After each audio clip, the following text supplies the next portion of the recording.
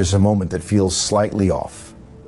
A pause that lasts a little too long. You say something small, almost careless, and the space after it feels heavier than it should, not empty, just sealed. You feel it in your chest first.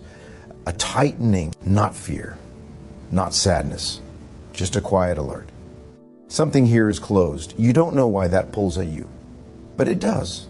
At first, it doesn't feel like attraction. It feels like curiosity mixed with tension, like standing outside a locked room and sensing warmth inside. Not hearing voices, just presence. They don't give much away. Their words arrive trimmed.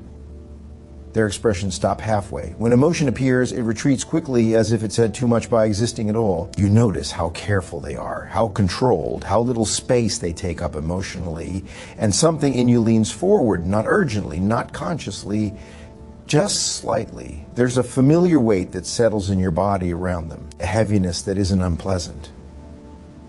It feels like responsibility without a task, like waiting for something unnamed. Most people don't stay in that feeling very long. They sense the distance and step back. They feel the silence or decide it isn't worth the effort. But you don't move right away. You stay. You notice details others miss, the way their jaw tightens when certain topics come up, the quick glance away after a vulnerable sentence slips out by accident, the tension behind their calm. It feels important, though you couldn't say why. There's an unspoken sense that something is being held in place. Not hidden dramatically, just stored, compressed. You feel it without needing proof, and you don't rush to open it. You just remain close enough for it to matter. But that's not the part most people notice. What they see is that you keep returning, that you invest more than you receive, that you linger where others would detach. From the outside, it can look like patience, or hope, or even self-sacrifice. From the inside, it doesn't feel noble at all. It feels quiet, focused, almost automatic. There's a strange calm in being around someone emotionally closed. A stillness. Nothing spills, nothing erupts, everything stays contained. And that containment does something to your nervous system. It slows things down. It gives shape to the room. You don't have to brace for chaos.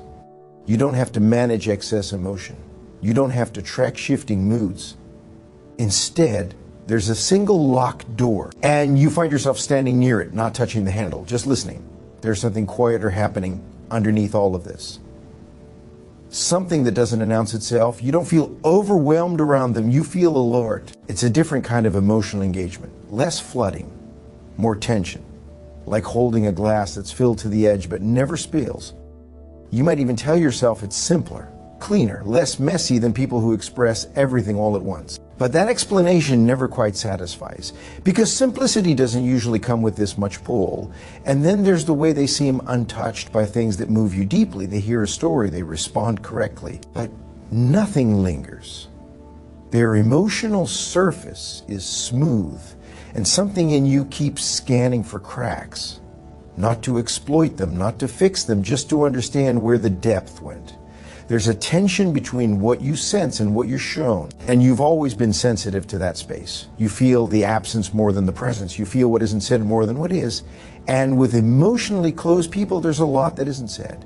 It creates a kind of gravity. You start noticing yourself adjusting, lowering your voice, choosing words more carefully, giving space without being asked. You don't feel drained at first, you feel engaged. There's meaning in the restraint. There's something to lean into. But that's not the part most people talk about. They talk about how distant the people are, how unavailable, how difficult. They don't talk about the subtle sense of purpose that can arise when someone doesn't open easily, because when someone doesn't open, every small opening feels significant. Every softened moment feels earned. A brief laugh, a personal detail, a rare admission of feeling tired. They land with more weight than they should. And you feel that weight fully.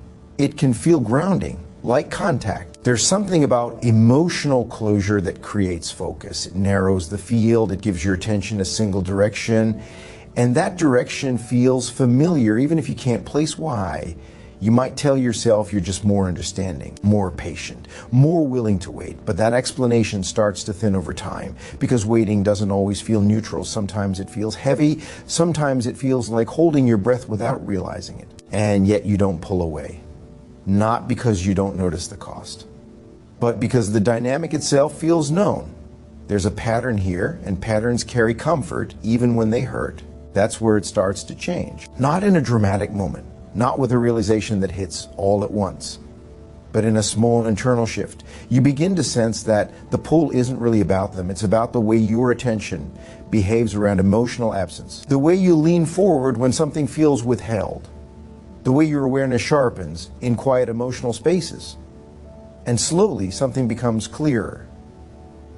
Emotionally closed people don't overwhelm you. They don't spill into your internal world. They don't ask for immediate emotional navigation. They present a contained environment, and containment feels safe in a very specific way, especially if somewhere earlier in your life, emotions were unpredictable, too loud, too much, or too dangerous to touch directly.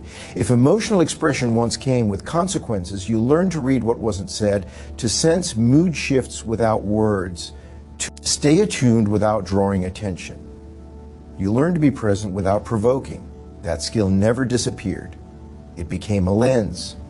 So when you encounter someone emotionally closed, your system recognizes the terrain: quiet, controlled, careful. It knows how to operate here. There's no chaos to manage, just distance to navigate. And navigating distance is something you learned early, not as a strategy, as a survival rhythm. This isn't about wanting to open them. Not really. It's about feeling oriented. When emotion is muted, your sensitivity has room to stretch out, to scan, to attune. You become alert in a way that feels purposeful. And that alertness can feel like connection, but it's not the same as being met. That's the part that often stays unnamed. Being drawn to emotional closure isn't the same as feeling emotionally held. One feels active, the other feels shared. With emotionally closed people, the activity is internal. You're sensing, waiting, interpreting. There's very little coming back, but the familiarity of that one-way attunement can feel strangely grounding because it mirrors an old role. One where your awareness mattered more than your expression. One where staying regulated was important, where making space was safer than taking it. So the pull isn't romance, it isn't challenge, it isn't even hope, it's recognition at the level of the nervous system. A quiet, yes, this space makes sense to me, not because it's nourishing, but because it's known.